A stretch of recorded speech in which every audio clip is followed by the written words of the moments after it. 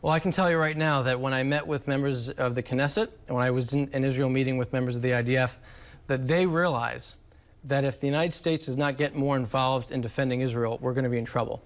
And I would say this, Carolyn Maloney, who represents one of the most important Jewish districts in the country, hasn't said a word at pushing back against the president's terrible foreign policy.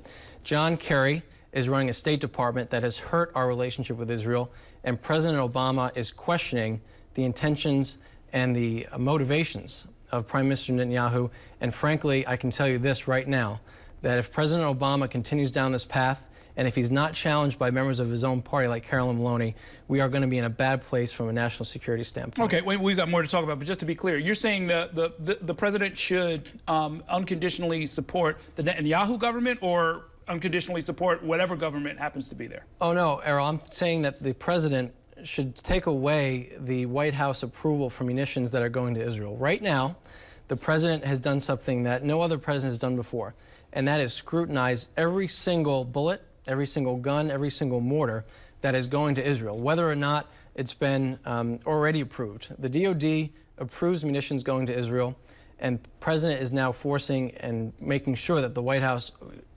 also approves those munitions. That has never happened before. Whether it was President Nixon, who made sure that the Israelis had everything in the war with the Middle Eastern powers in the 70s, whether it was President Clinton, who is unconditionally supportive of Israel, every president has been an ally to Israel. I think this president right now is doing more to hurt our relationship with Israel than to help it, and Carolyn Maloney needs to push back, and so do the other Democrats.